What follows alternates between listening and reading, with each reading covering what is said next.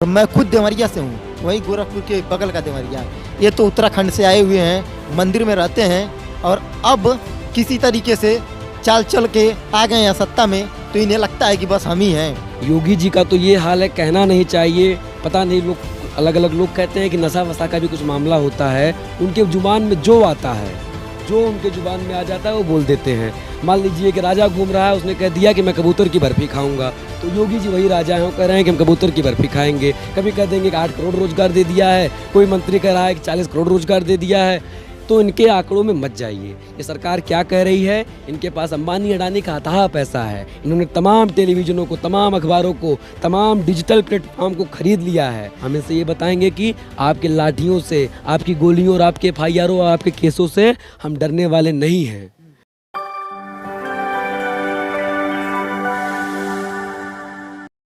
नमस्कार, आदित्य नाम है मेरा और आप यूपी फर्स्ट देख रहे हैं। मैं इस समय मौजूद हूं लखनऊ के इको गार्डन में, जहां पे रोजगार अधिकार मार्च निकाले हुए हैं। ये छात्र मौजूद हैं जिनसे हम बातचीत करेंगे और ये जानने समझने की कोशिश करेंगे कि आखिर इन लोगों की मांगे क्या हैं। क्या नाम है आपका? मेरा नाम शशांक अनिरुद्ध है, मैं इलाहाबाद विश्वविद्यालय का छात्र हूँ। क्या मांगे हैं आज, क्यों आप लोग इको गार्डन पहुंचे हैं? हम लोगों की मांग ये थी कि सरकार जब सत्ता में आई थी तो इसका वादा था कि ये 70 लाख सरकारी नौकरियां देंगी और 2 करोड़ से अधिक रोजगार की बात थी। उन दोनों दावे पर ये सरकार एकदम फेल होती है। हम लोगों ने अपना आंकड़ा निकाला, अपने सोर्स से पता किया, 25 लाख से अधिक पद उत्तर प्रदेश में रिक्त हैं। ये उस पर कोई भर्ती करने को तैयार नहीं है। 28 परीक्षाएं कराती हैं, जिसमें 24 में धांधली में शिकार होती है। ये इको गार्डन की ज़मीन है। आप लोग यहाँ जानते हैं कि यहाँ रोज़ अभ्यर्थी बैठ रहे हैं, लोग तरह तरह से अलग अलग तरीक़ों से प्रदर्शन कर रहे हैं, लेकिन ये बहरी सरकार सुनने को तैयार नहीं है। इसको लेकर एक मोर्चा बनाया हम लोगों ने और उसमें आयशा समेत तमाम संगठनों के लोग जुड़े और इसको लेकर हम लोगों ने ये मोर्चा निकाला है कि सरकार 25 लाख जो पद हैं उनको बहाल करे। अगर ये सरकार ये बहाल नहीं करती है तो उत्तर प्रदेश का नौजवान 2022 का जो आगामी चुनाव होने जा रहा है उसमें इस सरकार को उखाड़ फेंकेगा। इसके लिए ये आंदोलन था।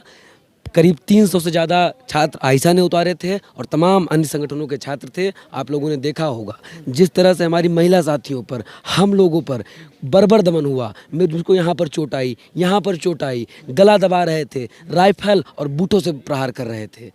सरकार का जो चरित्र है, अराजकता और क्रूरता, पुलिस उसका सबसे नायाब उदाहरण बनकर उभर रहा है।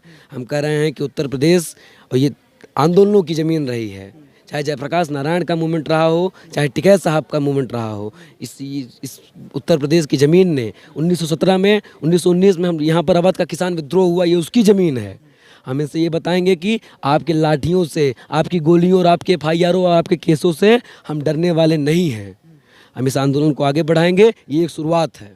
आप ये समझ लीजिए कि ये मोर्चा बना है, उत्तर प्रदेश रोजगार अधिकार मोर्चा जो बना है, इसने आज एक शुरुआत की है। हम लोगों ने KKC इंटर कॉलेज से लेकर विधानसभा मार्च की हमारी योजना थी, जिसमें 800 से अधिक छात्र नौजवान सम्मिलित रहे। ये एक शुरुआत है। 22 का चुनाव जैसे जैसे नज़दीक आएगा, हम इस आंदोलन को और तेज करेंगे। इस सरकार को मजबूर कर देंगे कि ये 25 लाख रिक्त पदों पर ज्ञापन निकाले, श्वेत पत्र जारी करे, भर्तियां करे। अगर ये नहीं करती है तो आंदोलन इतना तीखा और इतना तेज करेंगे कि 2022 में ये सरकार सत्ता से बाहर हो जाएगी।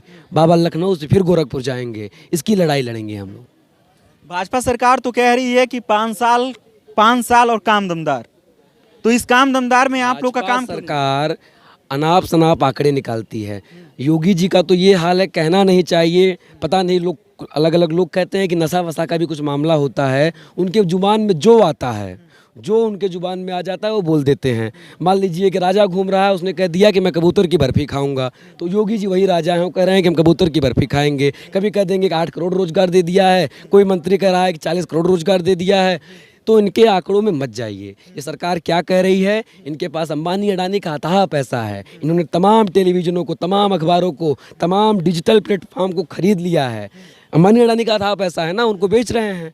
तो इनके पास अपना चेहरा चमकाने के लिए, उस पर लाली लिपस्टिक पोतने के लिए बहुत पैसा है। तो ये जो 5 साल काम धंधार, योगी नंबर 1, ये सब तो तमाम जुमले हैं, है ना। इन जुमलों को उत्तर प्रदेश का युवा नौजवान समझेगा। उत्तर प्रदेश का युवा नौजवान को ये लोग लंठ समझ रहे हैं क्या? ऐसा नहीं है।